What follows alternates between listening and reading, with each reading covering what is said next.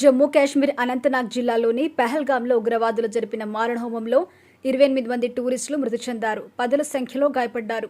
ఈ ఘటన ప్రపంచ దేశాలు తీవ్రంగా ఖండించాయి.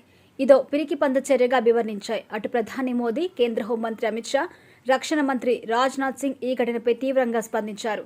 త్వరలో ప్రపంచం ఆశ్చర్యపోయే విధంగా ఉగ్రమూకలకి బదులు చెప్తాము అన్నారు. అటు సినిమా ఇండస్ట్రీ నుంచి అనేక మంది సెలబ్రిటీస్ టాలీవుడ్, బాలీవుడ్ అని తేడా లేకుండా ఉగ్రముఖల చర్యను తీవ్రంగా ఖండించారు. బాధిత కుటుంబాలను ప్రగాఢ సానుభూతి తెలుపుతున్నారు.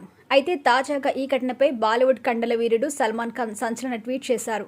ఇప్పటికే ఆయనకు అనేక వర్గాల నుంచి డెత్ థ్రెట్స్ కూడా వస్తున్నాయి. చంపేస్తామంటూ బెదిరిస్తున్నారు, కాల్స్ కూడా చేస్తున్నారు.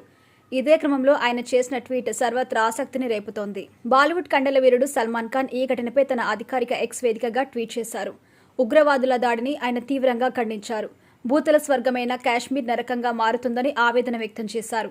అమాయకుల్ని లక్ష్యంగా చేసుకుంటున్నారని అన్నారు. బాధిత కుటుంబాల కోసం తన హృదయం పశ్చాత్తాపడుతోందని తెలిపారు.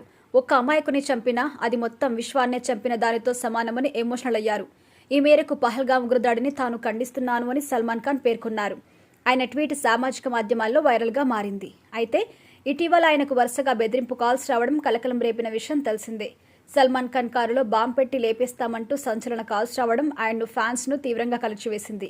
ఇదే క్రమంలో ఆయన ఉగ్రవాదుల ఘాతుకంపై ట్వీట్ చేయడం సర్వత్రా ఆసక్తి ఏర్పడింది. మరోవైపు ఆయన ఇటీవల నటించిన సికిందర్ సినిమా బాక్సాఫీస్ వద్ద ఫ్లాప్ టాక్ తెచ్చుకుంది.